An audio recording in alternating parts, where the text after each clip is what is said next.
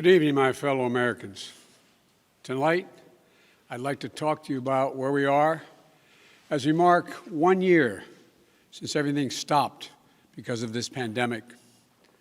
A year ago, we were hit with a virus that was met with silence and spread unchecked.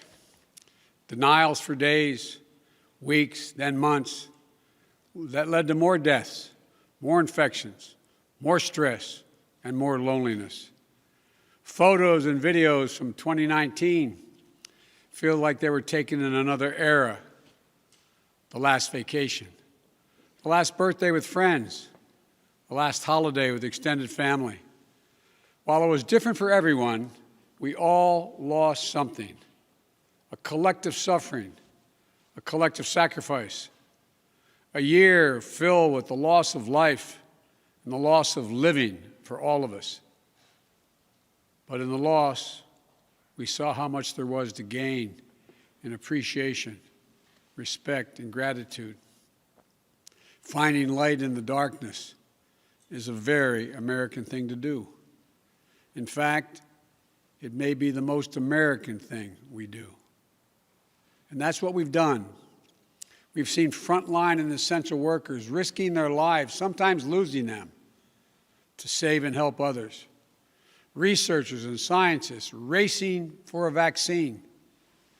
And so many of you, as Hemingway wrote, being strong in all the broken places. I know it's been hard. I truly know. As I've told you before, I carry a card in my pocket with the number of Americans who have died from COVID to date. It's on the back of my schedule.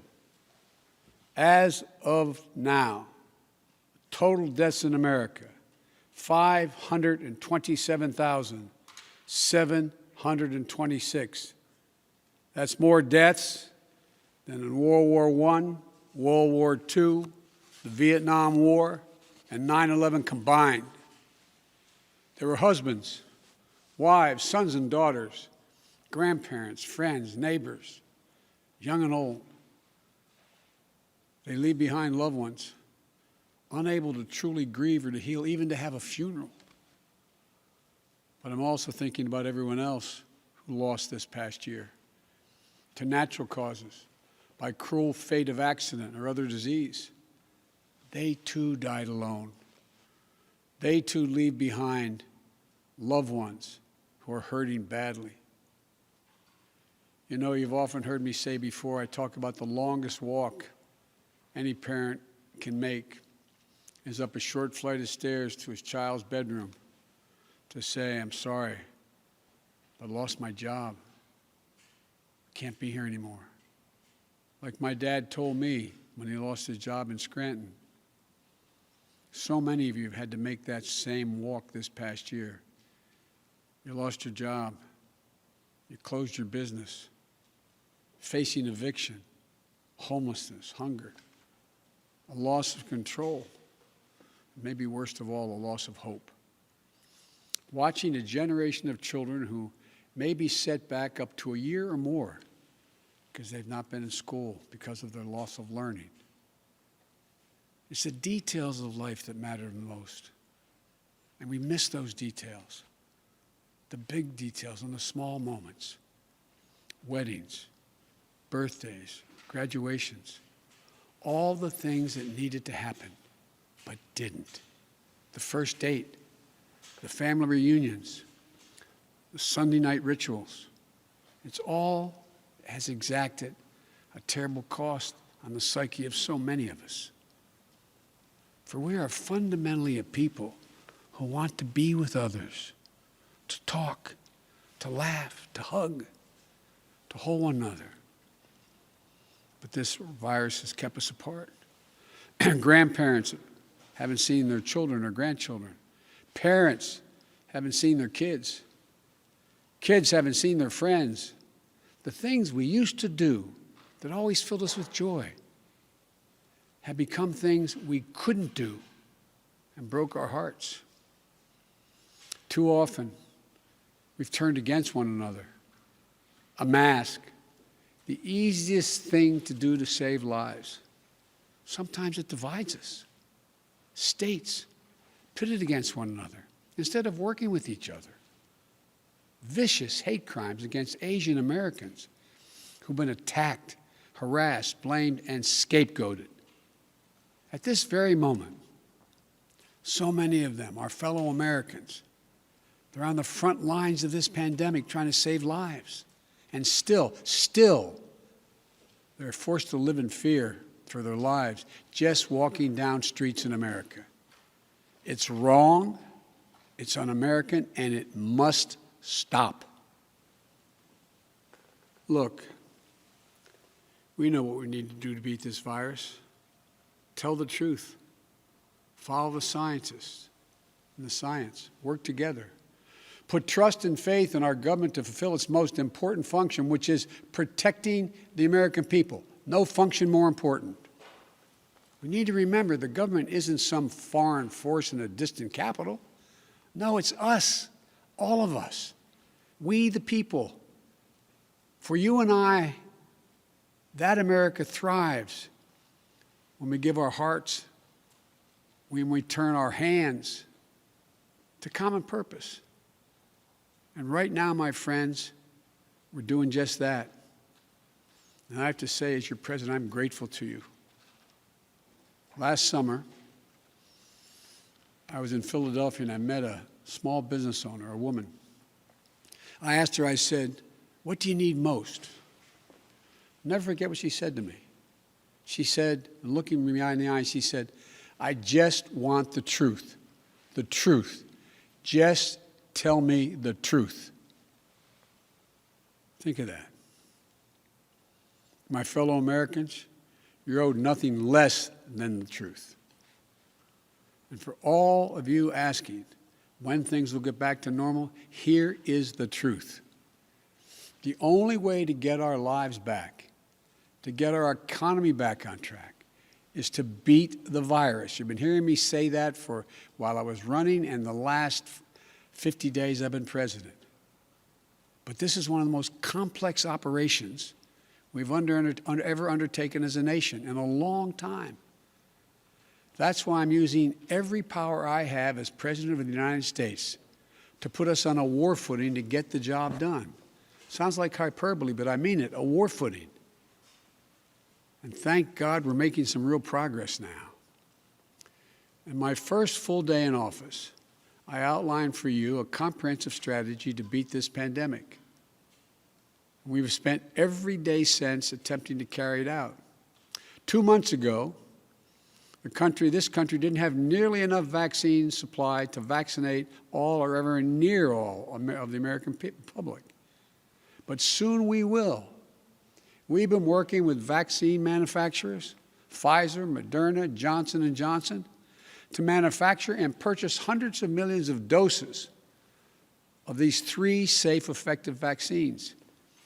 And now, at the direction and with the assistance of my administration, Johnson & Johnson is working together with a competitor, Merck, to speed up and increase the capacity to manufacture new Johnson & Johnson vaccine, which is one shot. In fact, just yesterday, I announced, and I met with the CEOs of both companies, I announced our plan to buy an additional 100 million doses of Johnson & Johnson vaccines. These 2 companies, competitors, have come together for the good of the nation, and they should be applauded for it. It's truly a national effort, just like we saw during World War II. Now, because of all the work we've done, we'll have enough vaccine supply for all adults in America by the end of May. That's months ahead of schedule. And we're mobilizing thousands of vaccinators to put the vaccine in one's arm, calling active duty military, FEMA, retired doctors and nurses, administrators, and those to administer the shots. And we've been creating more places to get the shots. We've made it possible for you to get a vaccine at nearly any one of 10,000 pharmacies across the country, just like you get your flu shot. We're also working with governors and mayors in red states and blue states to set up and support nearly 600 federally supported vaccination centers that administers hundreds of thousands of shots per day. You can drive up to a stadium or a large parking lot, get your shot, never leave your car, and drive home in less than an hour. We've been sending vaccines to hundreds of community health centers all across America, located in underserved areas. And we've been deploying, and we will deploy more, mobile vehicles and pop-up clinics to meet you where you live so those who are least able to get the vaccine are able to get it. We continue to work on making at-home testing available. And we've been focused on serving people in the hardest-hit communities of this pandemic: Black, Latino, Native American, and rural communities. So what does all this add up to? When I took office 50 days ago, only 8% of the Americans, after months, only 8% of those over the age of 65 had gotten their first vaccination. Today, that number is 65%. Just 14% of Americans over the age of 75 50 days ago had gotten their first shot. Today, that number is well over 70%. With new guidance from the Centers for Disease Control and Prevention, the CDC, that came out on Monday, it means simply this: millions and millions of grandparents who went months without being able to hug their grandkids can now do so. And the more people are fully vaccinated, the CD will continue to provide additional guidance on what you can do in the workplace, places of worship with your friends, as well as travel. When I came into office, you may recall, I set a goal that many of you said was kind of way over the top. I said I intended to get 100 million shots in people's arms in my first 100 days in office. Tonight, I can say we're not only going to meet that goal, we're going to beat that goal, because we're actually on track to reach this goal of 100 million shots in arms on my 60th day in office. No other country in the world has done this. None. And I want to talk about the next steps we're thinking about. First, tonight, I'm announcing that I will direct all states, tribes, and territories to make all adults, people 18 and over, eligible to be vaccinated no later than May 1. Let me say that again. All adult Americans will be eligible to get a vaccine no later than May 1. That's much earlier than expected. Let me be clear. That doesn't mean everyone's going to have that shot immediately, but it means you'll be able to get in line beginning May 1.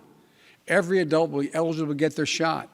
And to do this, we're going to go from 1 million shots a day that I promised in December, before I was sworn in, to beating our current pace of 2 million shots a day, outpacing the rest of the world. Secondly, at the time when every adult is eligible in May, we will launch, with our partners, new tools to make it easier for you to find the vaccine and where to get the shot, including a new website that will help you first find the place to get vaccinated and the one nearest you. No more searching day and night for an appointment for you and your loved ones. Thirdly, with the passage of the American Rescue Plan, and I thank again the House and Senate for passing it, and my announcement last month of a plan to vaccinate teachers and school staff, including bus drivers, we can accelerate massive nationwide effort to reopen our schools safely and meet my goal that I stated at the same time, about 100 million shots, of opening a majority of K through 8 schools in my first 100 days in office. This is going to be the #1 priority of my new Secretary of Education, Miguel Cardona. Fourth, in the coming weeks, we will issue further guidance on what you can and cannot do once fully vaccinated, to lessen the confusion, to keep people safe, and encourage more people to get vaccinated. And finally, fifth, and maybe most importantly, I promise I will do everything in my power. I will not relent until we beat this virus. But I need you, the American people. I need you. I need every American to do their part. And that's not hyperbole. I need you. I need you to get vaccinated when it's your turn and when you can find an opportunity. And to help your family, your friends, your neighbors get vaccinated as well. Because here's the point. If we do all this, if we do our part, if we do this together, by July the 4th, there's a good chance you, your families and friends will be able to get together in your backyard or in your neighborhood and have a cookout or a barbecue and celebrate Independence Day. That doesn't mean large events with lots of people together, but it does mean small groups will be able to get together. After this long, hard year, that will make this Independence Day something truly special, where we not only mark our independence as a nation, but we begin to mark our independence from this virus. But to get there, we can't let our guard down.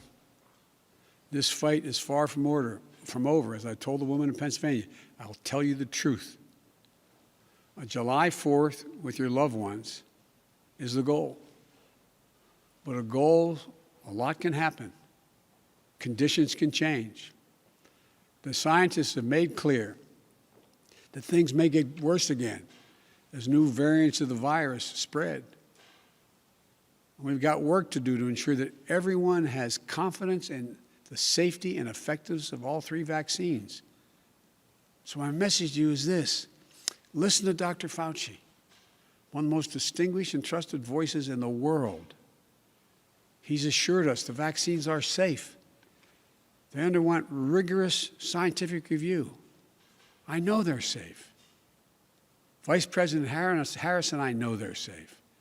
That's why we got the vaccine publicly in front of cameras, so for the world to see, so you could see us do it. The First Lady and the Second Gentleman also got vaccinated.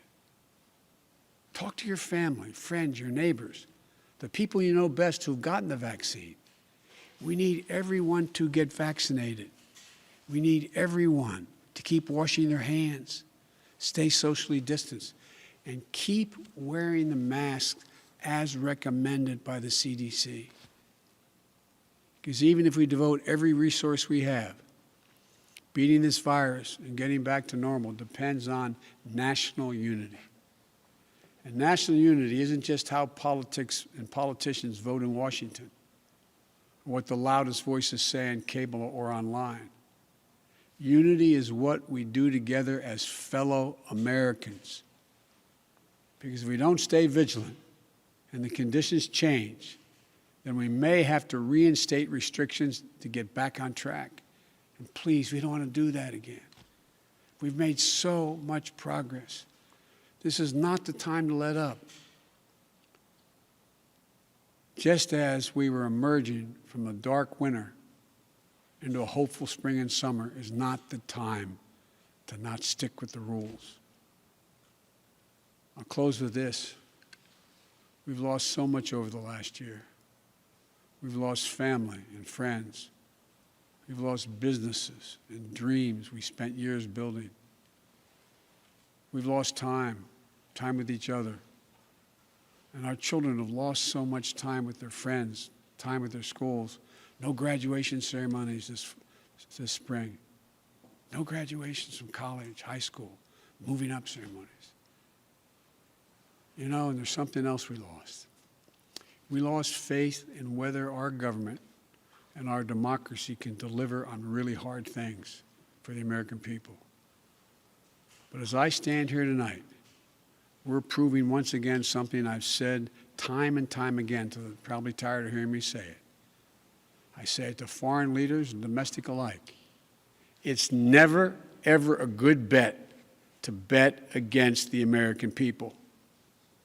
America is coming back. The development, manufacture, and distribution of vaccines in record time is a true miracle of science. It's one of the most extraordinary achievements any country has ever accomplished. And we also just saw the Perseverance rover land on Mars. Stunning images of our dreams that are now a reality. Another example of the extraordinary American ingenuity, commitment, and belief in science and one another. And today, I signed into law the American Rescue Plan, an historic piece of legislation that delivers immediate relief to millions of people, includes $1,400 in direct rescue checks, payments. That means a typical family of four earning about $110,000 will get checks for $5,600 deposited if they have direct deposit or in a check, a treasury check. It extends unemployment benefits. It helps small businesses. It lowers health care premiums for many. It provides food and nutrition, keeps families in their homes. And it will cut child poverty in this country in half, according to the experts. And it funds all the steps I've just described to beat the virus and create millions of jobs.